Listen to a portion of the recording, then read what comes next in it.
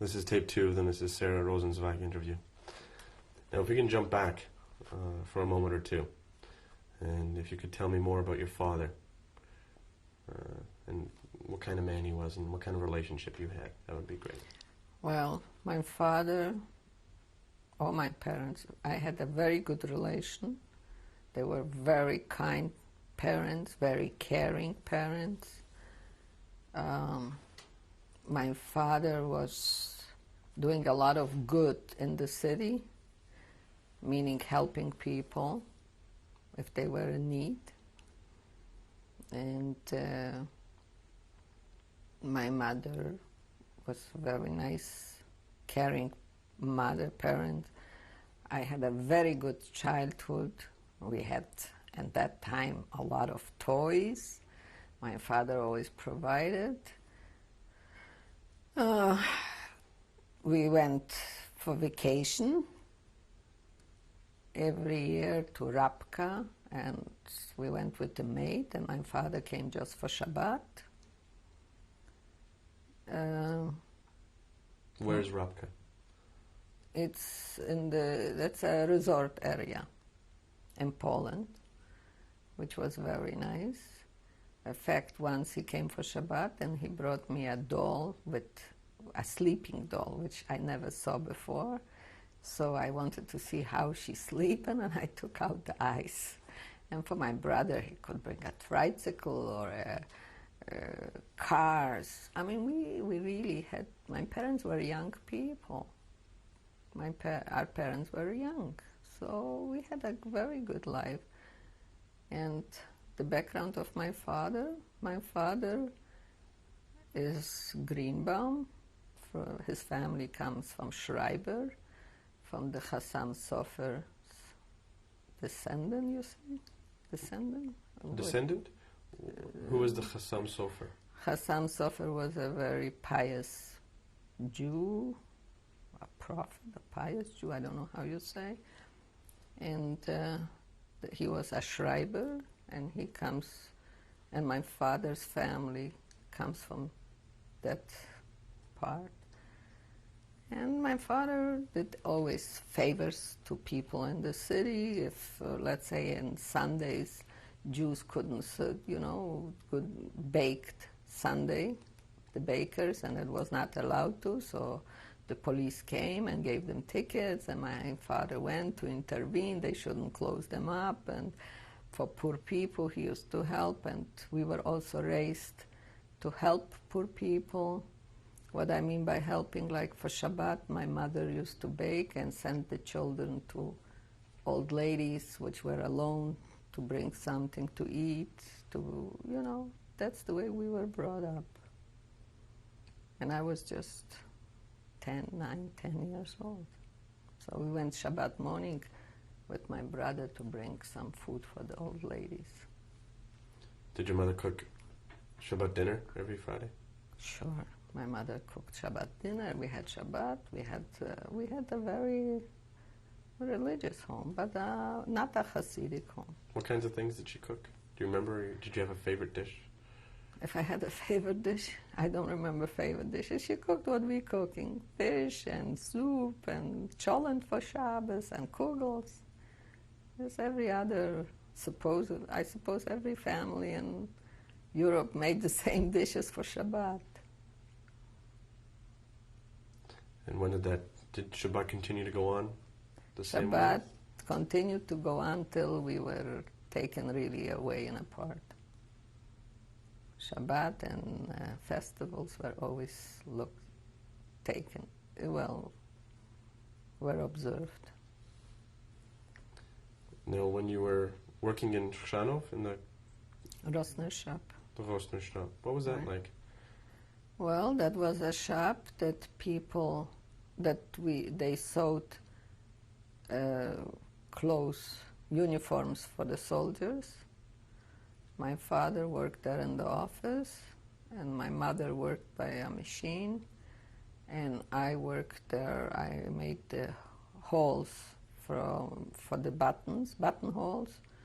And my brother, I don't even remember what he did because he was very young. It was just that my father worked in the office, so he had schlep, as you say, protekcja, that we could work too, and it looked better if that came a Aussiedlung, that they took the people, that it looked better if you had more people employed. So we all were employed. This factory or shop Right, was run by the Germans? by the Germans. Did your father have direct contact with the Germans?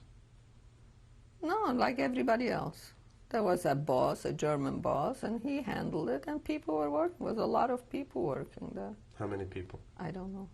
Would you guess? No. There were 2 floors, so there must be quite a few people. And how long did you work in this? About 2 years. I worked, From 41 to 43? something like that, yeah. And how did life go on while you were working? Life went on. We tried to make the best of it. You know, we came from a very lavish apartment in Oświęcim to 1 room, and everything in that 1 room, cooking and baking and eating and sleeping. So it was difficult, but we tried to make the best of it. You remember it being difficult? Yes, but we tried to make the best of it. What kinds of food were you eating? Were you eating the same kinds of food that you were eating prior to? No, because you couldn't get the same food. Whatever we could get, that's what we ate. What could you get? I don't even remember what we could get. We didn't starve. We ate. And we sold sometimes, like my mother had nice clothes, so we sold it to our neighbor, which was a farmer. Not a farmer, but they had some farms. So we sold a suit of my mother or a carpet or something. And then she gave us potatoes, or she gave us eggs, or she gave us milk, you know, so because money was tight. Was she Jewish, this farmer? No, she was a Christian. We gave it to a Christian Paul. We sold our clothes or some pieces of something, whatever we had, and she gave us food for that. Sometimes, not all the time, because we had cards like for what we could shop with.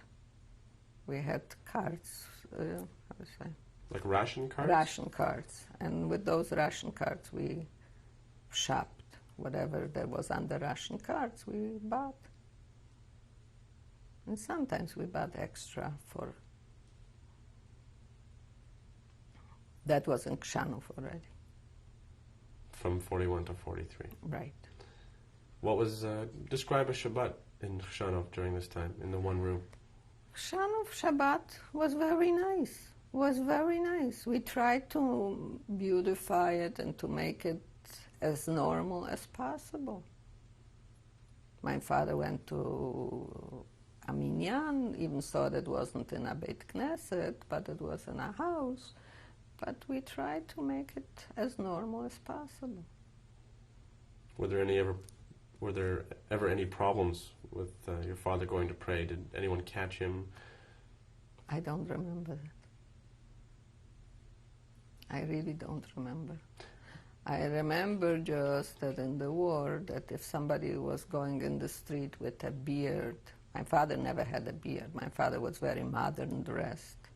During the week he was modern dressed. In the war he was completely modern dressed. He didn't wear his strammel or the long coat for Shabbat anymore. Soon the war broke out, this was gone. But the people, Jews that had beards or payas and walked in the street, the Germans could come over and cut it in the middle of the street to humiliate them, or pull the beard. And you saw this? I don't remember if I really saw it, but I know of it. Maybe I did, but I don't remember. Do you remember what you were thinking or feeling at the time? Scared. Always scared? Always scared. I was always scared that something could happen. In fact, that once they picked up people for working camp, they took my father in Chrzanów. So he went for a short while to a camp. And he came back for vacation. That was a good camp, actually, not far. Zaipush, that was the name of the camp. And he came back, and he did something to his eyes that he should be released, and that called trachon. So he got like an infection in his eyes. So when he came back to camp, they released him, and he came home. Maybe it would be better if he wouldn't come. Maybe he would survive because he would be in a working camp. And later he went to Auschwitz and did not survive. But who knows that? And we were happy to have him back. How long was he gone for?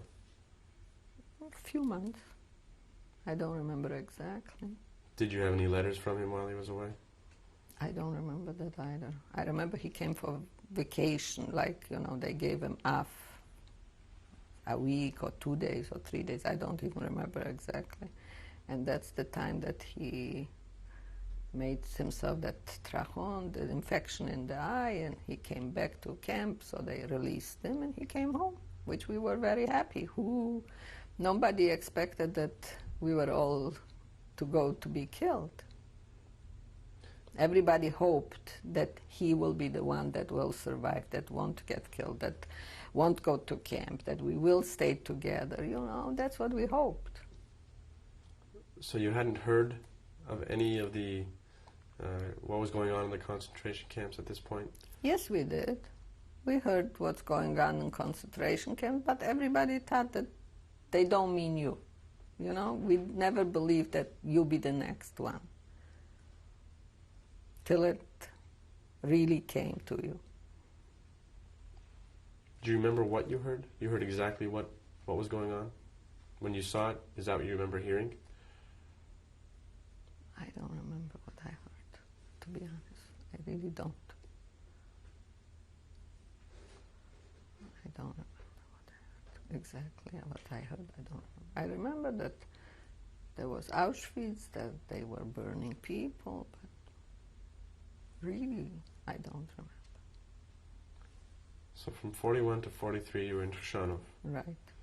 And in 43, there was a Judenrein. Right. And 43 was a Judenrein, and as I mentioned in the other tape, I went to work, and I couldn't go to work because they wouldn't let you. So I tried to survive. So I went to hide myself or to go in between adults, which was my husband's sister and children, because his niece was my girlfriend. So I went there. They put me in the shelter.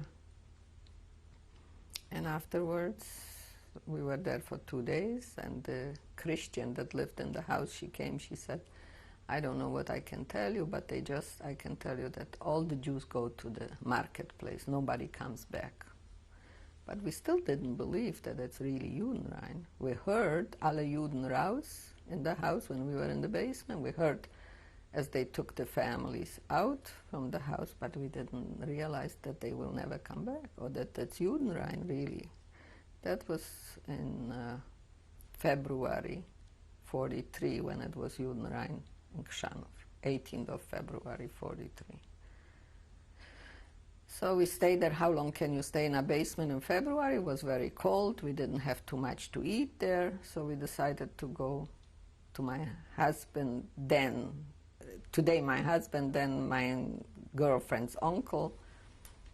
And when I came out, my cousin told me that my father saw her and he was crying, where is his child? Because he didn't know, my family didn't know what happened to me. I left to go to work and I never came back. And they were taken to the marketplace. My mother, my father, my uncles, aunts, everybody, and my brother. And as I mentioned, my father was claimed by his boss from Rosner's shop.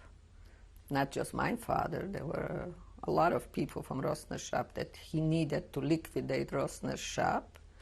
So he took them out. Had my father known that my mother and brother goes to Auschwitz, he would never go out of there.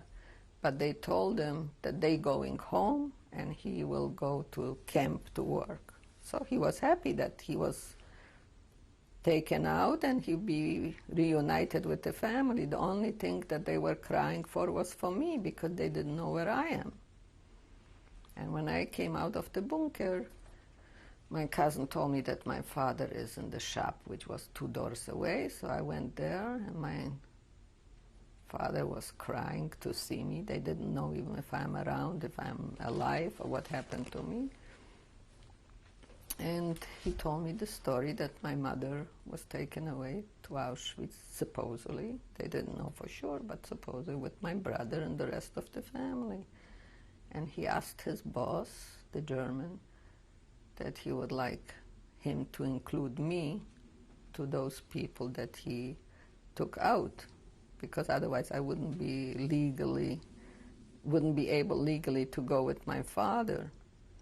And he agreed to that. So we liquidated the shop, and then we went to another city, which was Benjin, Kamionka, where they had another shop there. We worked there again for a while, and then became the ghetto. When did you arrive in Benjin? In February. It was very close by. Yeah, it was about 2 weeks later, after we finished up with the shop to liquidate it. So they took us on big trucks to Benjin. And then when we came to Benjin, so there was a family that knew my father very well, that he did a lot of good for them. They heard that my father came. They were already in the ghetto. They had just a room and a kitchen. They said, Mr. Greenbaum, you're not going nowhere, you will stay by us. They didn't even have where to put us. They put a couch, and I slept on the couch in their bedroom with my father. But this was a big help, because in the ghetto we couldn't get anything better. And after 2 days, we found out that an uncle of mine also survived. But we were legally in Kamionka because we were taken out by that German for working in Kamionka. Remember his name? I don't remember. Bros, I think. He was from Berlin, but I don't remember. And my uncle was not legal, so we had to hide him all the time. When even the Jewish militia came to look for newcomers, like for refugees from Krzanów, we had to hide him. We could be openly because we were taken out by authority. So he was hiding all the time, sleeping in the basement, just in case somebody comes. And I went to work with my father. That was before Pesach. And for Pesach, I started to cook for my father. I baked something.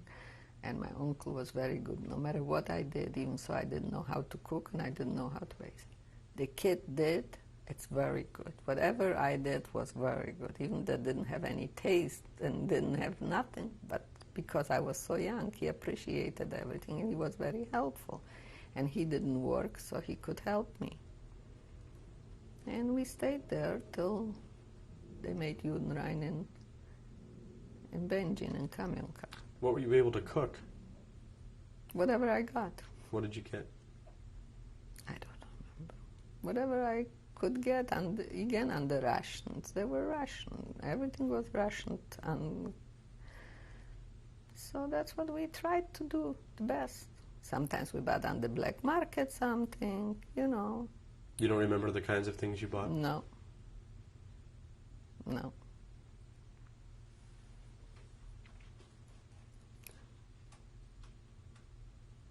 So, what was the date of the Judenrein in Benjin? Well, I don't remember the Judenrein in Benjin, but I remember my father making a bunker in the house where we stayed with the family through the stove to go into a basement. And he took in a few people there. We took in a few people, but we were not really prepared because we didn't have enough food in there. And that was a cement floor, so when the Germans came, they couldn't hear that that's hollow down on the bottom. So we stayed in that bunker for a while, and then we went out. How long did you stay in the bunker? Maybe a week. Couldn't stay any longer. There was no ventilation, no food, no, you know what, we ate farina, raw farina. We couldn't cook anything or something. At night we went out to get some water. How many people were in the bunker? In the bunker,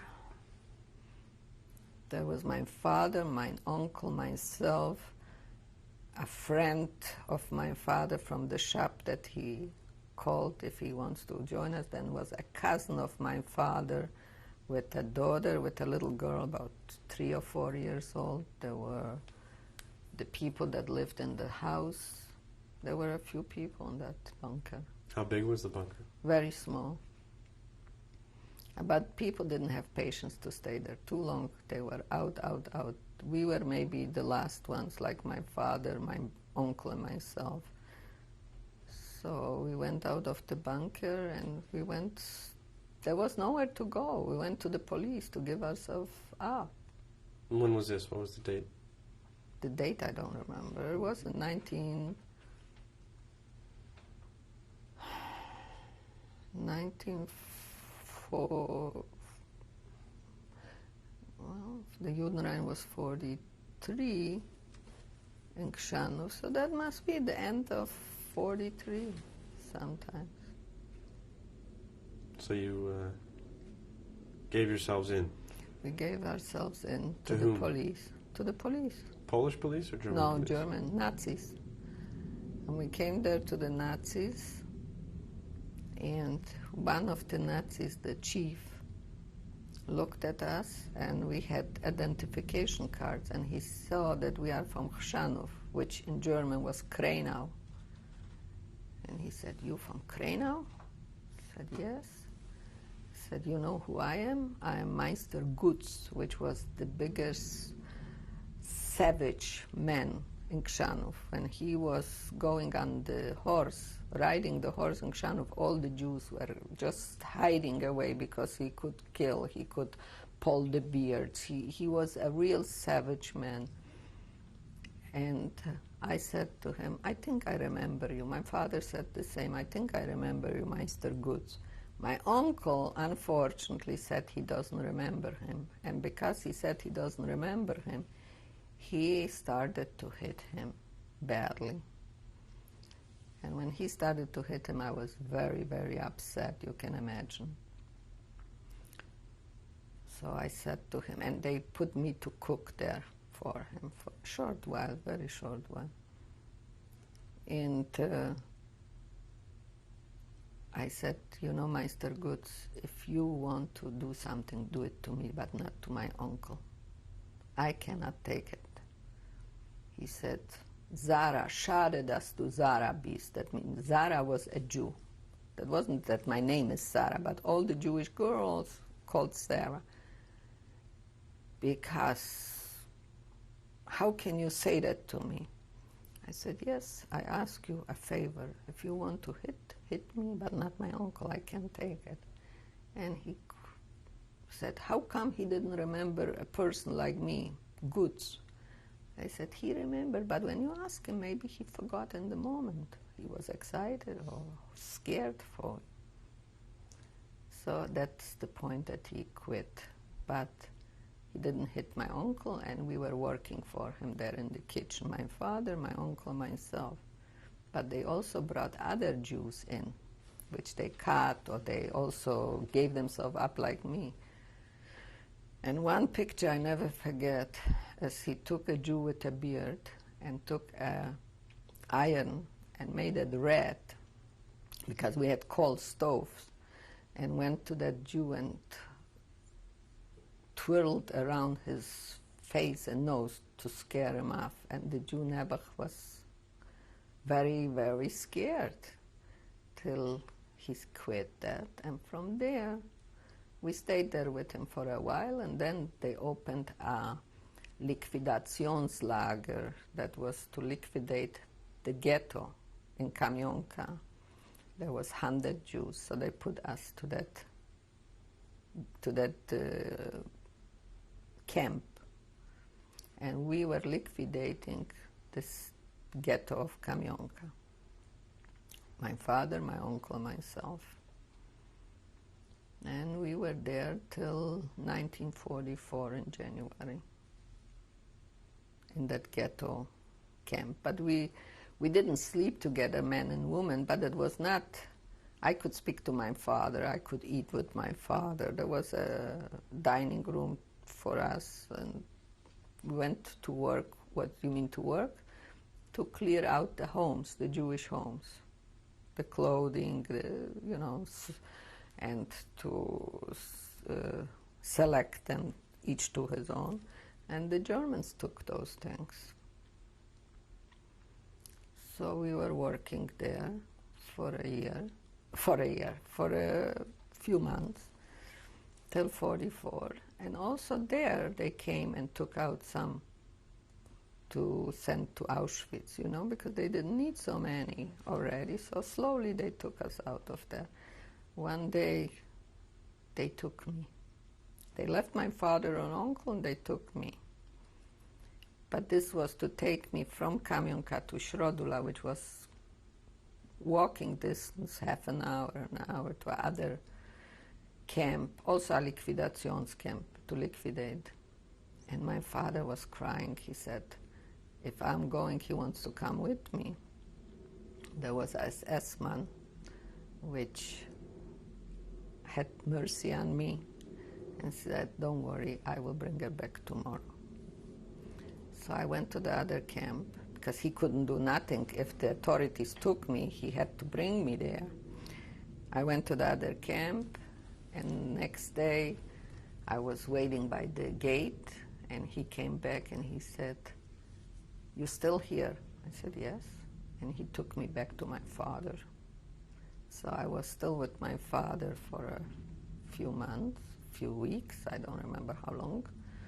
And in 1944, in January, they liquidated everything already, and they took us to Auschwitz. Okay, we'll pause there and we'll pick up on the next tape.